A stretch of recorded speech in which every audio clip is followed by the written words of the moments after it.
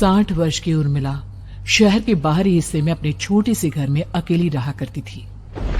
एक रात शहर में बहुत जोर का तूफान आया। जोर जोर से हवाएं और आंधी तूफान के साथ तेज बारिश होने लगी। उन आवाजों को सुनकर कोई भी घबरा जाता, लेकिन उर्मिला घर के सारे खिड़की दरवाजे बंद कर गहरी नींद में सो रही थी। रात के लगभग 12 बजे होंगे कि किसी ने उर्मिला के घर का दरवाजा खटखटाया। दरवाजे के खटखटाने की आवाज सुनकर उर्मिला की नींद खुलती है। आखिर इतनी रात को कौन आया होगा? उर्मिला जाकर दरवाजा खोलती है तो सामने लगभग 26 साल की बेहद सुंदर लड़की को खड़ा देख हैरान रह जाती है। कौन हो बेटा? और इतनी रात को इतने भयंकर तूफान में कहाँ भटक रही हो? चाची, आपने मुझे पहचाना नहीं? मैं आपकी दूर की रिश्तेदार शालिनी। अरे हाँ, बचपन में तुझे देखा था। इतनी जवान हो गई है, कैसे पहचान में आती। लेकिन तू यहाँ क्या कर रही है, और वो भी ऐसी अंधेरी तूफान भरी रात में? उर्मिला की बात सुनते ही शालिनी की आंखों से आंसू बहने लगे। वो फूट फूट कर रोने लगी। ये देखकर उर्मिला को कुछ समझ में नहीं आया और उसने शालिनी का हाथ पकड़कर घर के अंदर आने के लिए कहा। जैसे ही शालिनी घर के अंदर रोशनी में आई, उर्मिला की नजर उसके पेट की तरफ गई, जिसे देखकर ये साफ पता चल रहा था कि वो प्रेग्नेंट है। अरे, तू तो पेट से है। ऐसी हालत में इतने भयंकर तूफान में आधी रात को बाहर भटक रही है। आखिर बात क्या है बेटा? मुझे सब कुछ साफ साफ बता। क्या बताऊं चाची, ये सब जिसकी वजह से हुआ है उसके बारे में बताने में भी मुझे शर्म आती है। मैंने घर वालों की मर्जी के खिलाफ जाकर एक लड़के से शादी कर ली थी, पर वो शादी के 1 महीने बाद ही मुझे छोड़कर चला गया। छोड़कर चला गया का क्या मतलब? क्या उसके साथ कोई हादसा हो गया? नहीं, उसे कोई दूसरी लड़की पसंद आ गई और मेरी प्रेगनेंसी की खबर सुनते ही उसने मुझे बेसहारा छोड़ दिया। उसके बाद मैं अपने घर गई, लेकिन माँ पापा ने मुझे घर में कदम तक नहीं रखने दिया। तभी मुझे आपकी याद आई। कोई बात नहीं, कोई बात नहीं। तुमने यहाँ आकर अच्छा ही किया। एक काम करो, तुम आराम करो। वैसे भी ऐसी हालत में इतना घूमना फिरना और इस तरह आधी रात को बाहर भटकना ठीक नहीं होता। प्रेग्नेंट औरत को आधी रात को घर से बाहर नहीं निकलना चाहिए। बुरी आत्माएं उस पर अपना असर दिखा सकती है। और इतना कहकर उर्मिला ने शालिनी को एक दूसरे कमरे में जाकर आराम करने के लिए कहा। लेकिन जैसे ही शालिनी अपने कमरे में जाने लगी, अचानक से उर्मिला ने उसे रोक लिया। एक बात बताओ बेटा, तुम्हारा कौन सा महीना चल रहा है? पेट देखकर तो लगता है कि लगभग 6 महीने पूरे हो गए होंगे। उर्मिला की बात सुनकर शालिनी के होठों पर मुस्कुराहट आ गई। चाची जी, अभी सिर्फ 1 ही महीना हुआ है। शालिनी की बात सुन उर्मिला दंग रह गई। उसे समझ में नहीं आ रहा था कि प्रेगनेंसी के पहले ही महीने में शालिनी की हालत ऐसी क्यों थी। लेकिन फिर उसने बात को नजरअंदाज कर शालिनी को आराम करने के लिए कहा और खुद भी कमरे में जाकर सो गई। अभी कुछ ही घंटे बीते थे कि अचानक से एक बच्चे की बड़े ही अजीबोगरीब बेढंगे तरीके से रोने की आवाजें उर्मिला के घर में गूंजने लगी। उन आवाजों को सुनकर उर्मिला की नींद फिर से खुलती है। ये अचानक बच्चे की रोने की आवाज कहां से आने लगी? उसने उठकर चारों तरफ देखा, पर वहां उसे कोई नजर नहीं आया। उर्मिला घबराते हुए शालिनी के कमरे में गई तो वहां उसे कमरे की दीवार पर एक बेहद खौफनाक साया नजर आया, जिसे देखकर उर्मिला बुरी तरह से घबरा गई। आखिर ये सब क्या हो रहा है? शालिनी, शालिनी उठो। उसने जोर जोर से आवाज देकर शालिनी को जगाने की कोशिश की, लेकिन ऐसा लग रहा था जैसे उसकी आवाज शालिनी तक पहुंच ही नहीं रही थी। कमरे की दीवार पर एक बहुत बड़ा और बेहद डरावने दिखने वाले इंसान का साया और एक बच्चे के अजीबोगरीब ढंग से रोने और चीखने की आवाजें अब उर्मिला को ज्यादा डराने लगी थी। उर्मिला को शालिनी की चिंता सताने लगी और उसने पूरी ताकत के साथ चीखकर शालिनी को आवाज लगाई, शालिनी। तभी अचानक सब कुछ एकदम पहले जैसा हो जाता है और उर्मिला की आवाज सुनकर शालिनी की नींद खुलती है। क्या हुआ चाची? इतनी तेज क्यों चिल्ला रही हैं? अब ठीक तो है ना? अभी अभी मैंने तुम्हारे कमरे में कुछ अजीब सा देखा। तुम ठीक हो ना शालिनी? मुझे यहाँ एक बच्चे के रोने की आवाजें आ रही थी। लगता है आपको मेरी कुछ ज्यादा ही चिंता हो गई है। आपने मेरी प्रेगनेंसी के बारे में कुछ ज्यादा ही सोच लिया होगा। मैं एकदम ठीक हूँ, आप आराम से सो जाइए। इतना कहकर शालिनी ने उर्मिला को फिर से अपने कमरे में जाने के लिए कहा और खुद भी जाकर सो गई। पर अब उर्मिला की आंखों से नींद गायब हो चुकी थी। अगली सुबह जब शालिनी उठी तो वो सीधा उर्मिला के पास आई। गुड मॉर्निंग चाची। तभी अचानक उर्मिला की नजर शालिनी के पेट पर पड़ती है, जिस पर नीले रंग से एक अजीब सी आकृति नजर आ रही थी। शालिनी, ये तुम्हारे पेट को क्या हुआ? मैंने इतनी औरतों को देखा है, ऐसा तो किसी के साथ नहीं होता। शालिनी ने जैसे ही अपने पेट की तरफ देखा तो उसे वहां कुछ भी नजर नहीं आया। चाची कुछ भी तो नहीं है, सब कुछ एकदम नॉर्मल है। आपको क्या अजीब लग रहा है? इससे पहले कि उर्मिला उसके सवाल का कोई जवाब देती, अचानक से शालिनी के पेट में जोर जोर से दर्द होने लगा। वो बुरी तरह दर्द से तड़पने लगी। चाची, चाची। ये सब देखकर उर्मिला बहुत घबरा गई। उसने धीरे धीरे शालिनी के पेट को सहलाना शुरू किया, लेकिन शालिनी का दर्द कम नहीं हुआ। उर्मिला जाकर रसोई से पानी का गिलास लेकर आई और शालिनी को पानी पिलाने की कोशिश करने लगी। ले बेटा, पानी पी ले, तुझे आराम मिलेगा। ले ले। नहीं चाची, मुझे बहुत तेज दर्द हो रहा है। अरे थोड़ा पी ले बेटा। जैसे ही उर्मिला ने शालिनी को पानी पिलाया, उसने देखा कि गिलास में बचा पानी का रंग नीला पड़ गया और शालिनी की आंखें अजीब हो गई। उसके पेट पर बच्चे का एक डरावना चेहरा नजर आने लगा। ये सब देखकर उर्मिला की डर से हालत खराब होने लगी, पर तभी शालिनी का दर्द ठीक हो गया। बेटी, अभी तुम्हारा दर्द ठीक है तो ऐसा करो, तुम थोड़ी देर आराम कर लो। शालिनी को आराम करने के लिए कहकर उर्मिला तेज कदमों से चलकर घर से बाहर निकल जाती है और पास ही रहने वाली एक औरत कालिंदी के पास पहुंचती है। अरे उर्मिला बहन, बड़े दिनों बाद दिखाई दी, क्या हुआ? बहुत घबराई हुई सी लग रही हो, सब ठीक तो है ना? क्या बताओ कालिंदी बहन, मेरी एक दूर की रिश्तेदार आई हुई है। वो पेट से है और उसके साथ ना अजीब अजीब चीजें हो रही है। अब उर्मिला सारी बात कालिंदी को बताती है, जिसे सुनने के बाद काले जादू और तंत्र विद्या की माहिर कालिंदी एक ताबीज बनाकर उसे देती है। बहन, मुझे शालिनी पर किसी बुरी आत्मा का साया लगता है। ये ताबीज ले जाओ, आज रात को 12 बजे उसे पहना देना, फिर सब ठीक हो जाएगा। उर्मिला ताबीज लेकर घर वापस आती है और अब आधी रात के होने का इंतजार करने लगती है। जैसे ही आधी रात होती है, वो नींद में सोई शालिनी को ताबीज पहना शांति से अपने कमरे में आकर अपने पलंग पर लेट जाती है। अब सब ठीक हो जाएगा।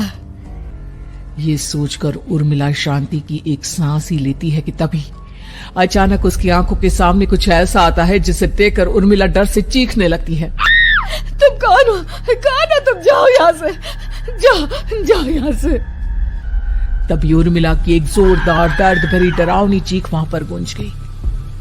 उर्मिला की आंखों के सामने एक बच्चा खड़ा हुआ था, जिसका पूरा शरीर किसी बूढ़े की तरह नजर आता था, लेकिन मुंह किसी नवजात बच्चे की तरह था। उसकी आंखें गुस्से से लाल थी और वो घूर घूर कर उर्मिला की तरफ देखा जा रहा था। कौन हो तुम?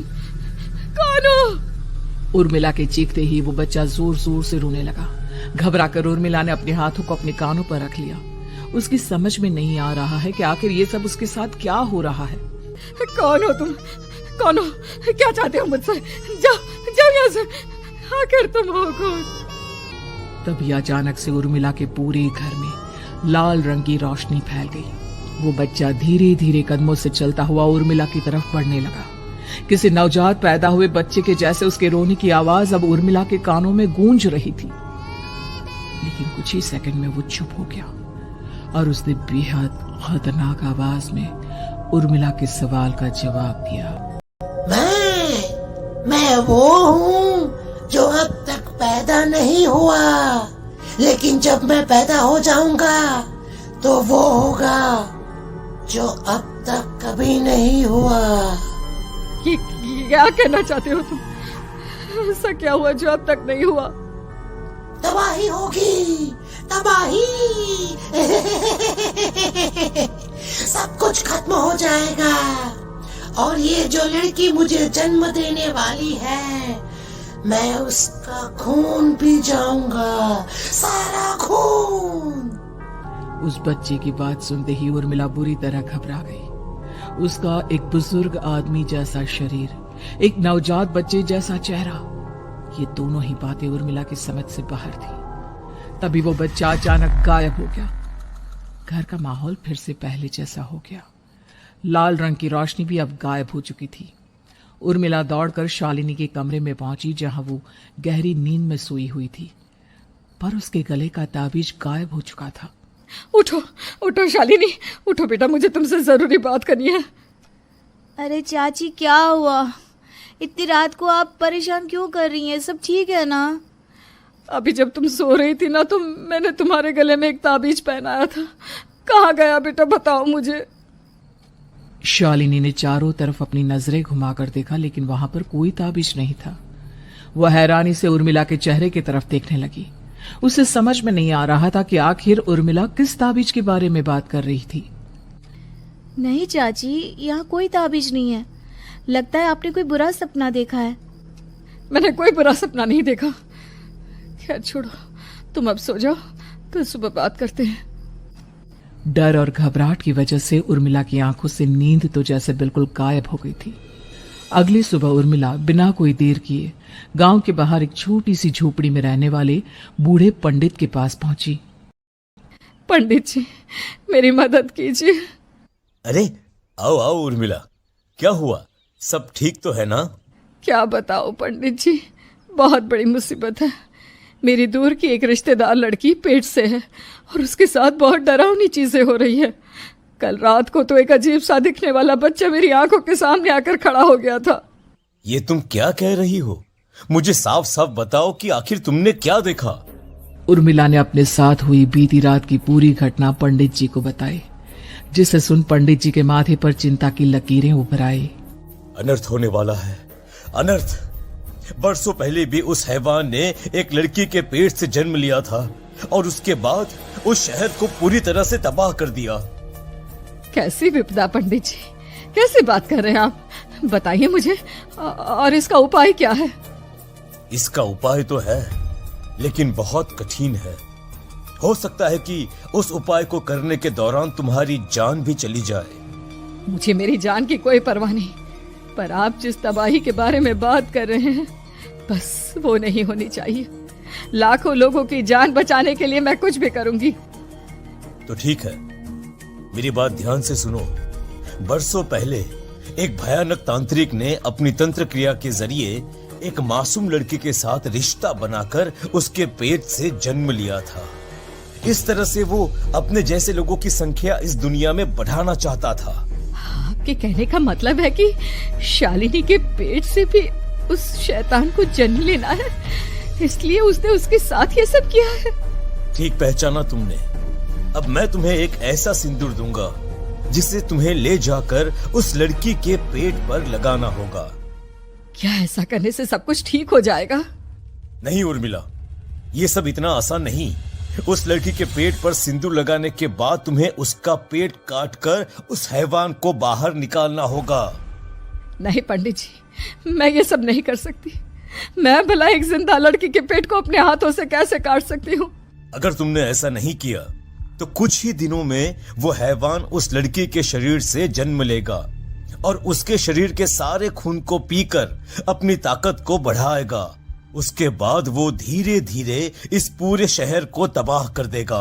यहाँ पर कोई जिंदा नहीं बचेगा। लेकिन अगर मैं उसके पेट को काट दूंगी तो क्या वो जिंदा बच पाएगी? अगर शालिनी को कुछ हो गया तो, अगर उसकी मृत्यु हो गई तो? ऐसा कुछ नहीं होगा उर्मिला, तुम्हें अपने मन को पक्का करके ये काम करना ही होगा। सिंदूर लेने के बाद उर्मिला झोपड़ी से बाहर निकलने ही वाली थी कि तभी पंडित जी ने उसे पीछे से आवाज देकर रोका। उर्मिला, उस लड़की का पेट काटकर हैवान को बाहर निकालना ही काफी नहीं होगा। तुम्हें ध्यान रखना होगा कि ये सब करते हुए उस बच्चे का जो आधा बूढ़े का शरीर है उस पर सिंदूर की एक बूंद भी ना लगने पाए, क्योंकि अगर ऐसा हुआ तो वो तुम्हें और बाकी सबको कच्चा खा जाएगा। पंडित जी की बात सुन उर्मिला की आंखें फटी रह गई और उसके शरीर में डर की लहर दौड़ गई। फिर भी उसने हिम्मत की। ठीक है पंडित जी, मैं पूरी कोशिश करूंगी कि मैं उस हैवान को वहीं के वहीं खत्म कर पाऊं। इसके बाद उर्मिला तेज कदमों के साथ घर वापस आती है। दिन बीतता है, रात का अंधेरा छाने लगता है। शालिनी खाना खाकर सोने चली जाती है और उर्मिला लगातार उसके गहरी नींद में सो जाने का इंतजार करने लगती है, जिसके बाद उर्मिला दबे कदमों से शालिनी के कमरे में पहुंच गई। मुझे ये करना ही होगा। अब उर्मिला ने धीरे धीरे शालिनी के पीठ पर पंडित जी का दिया सिंदूर लगाना शुरू किया। उर्मिला के हाथ बुरी तरह से कांप रहे थे। उसके एक हाथ में चाकू था जिससे वो पेट काटने वाली थी। उर्मिला ने एक नजर शालिनी के चेहरे की तरफ देखा और फिर डरते हुए उसके पीठ पर चाकू चलाना शुरू किया। कमाल है, मैं इसका पेट काट रही हूँ और ये आराम से सो रही है। इसे दर्द नहीं हो रहा क्या? तभी अचानक उर्मिला के कानों में बच्चे की रोने की आवाज सुनाई देने लगी। उसने घबराकर चारों तरफ देखा पर वहां पर कोई नहीं था, बस रोने की आवाज लगातार आ रही थी। उर्मिला बिना रुके लगातार शालिनी के पेट को काटती रही। उसे इस बात का भी ध्यान रखना था कि सिंदूर बच्चे के बूढ़े आदमी वाली शरीर के हिस्से पर ना लगे। कुछ ही देर में वो हैवानी बच्चा उर्मिला के हाथों में था। उसने बड़ी ही सावधानी से उस बच्चे को बाहर निकाला और पंडित जी के कहे अनुसार उसे घर से दूर जलाने के लिए ले गई। पर तभी उसके सामने वही बूढ़े शरीर और बच्चे के चेहरे वाला बच्चा आ गया। अपनी गोद में और सामने भी बच्चे को देखकर उर्मिला हैरान रह गई। मुझे मारोगी? मुझे? इतनी हिम्मत कैसे आ गई तुम्हारी? तुम पैदा नहीं हुए हो और मुझे पता है जब तक तुम्हारा जन्म नहीं हो जाता तो मुझे कुछ नहीं कर सकते। इतना बोलते ही उर्मिला तुरंत उस बच्चे को घास के ढेर पर फेंक कर उसमें आग लगा देती है, जिसके तुरंत बाद वो बूढ़े आदमी के शरीर और बच्चे के चेहरे वाला अजीब तांत्रिक का भूत भी वहां से गायब हो जाता है। कुछ देर बाद उर्मिला घर पहुंचती है तो वो ये देखकर हैरान रह जाती है कि शालिनी का पेट अपने आप जुड़ चुका था। शुक्र है भगवान का और उन पंडित जी का, अब सब ठीक हो जाएगा। सुबह शालिनी सोकर उठती है तो अपना पेट देख पूरी तरह घबरा जाती है। चाची, चाची ये सब क्या हो गया? मेरा पेट अचानक कम कैसे हो गया? मेरा बच्चा कहाँ गया चाची? बेटी, वो बच्चा नहीं, एक खतरनाक तांत्रिक था जो तुम्हारी कोख से जन्म लेकर सबको मार देना चाहता था। वो पैदा होते ही तुम्हारी जान भी ले लेता, इसलिए मैंने पंडित जी के बताए उपाय से उसका खात्मा कर दिया है। अब सब ठीक है। शालिनी को उर्मिला की बात समझ में नहीं आती, जिसके बाद शालिनी को पूरी बात उर्मिला आराम से समझाती है। अब वो दोनों ही भगवान का शुक्र अदा करती हैं और एक साथ रहने लगती हैं।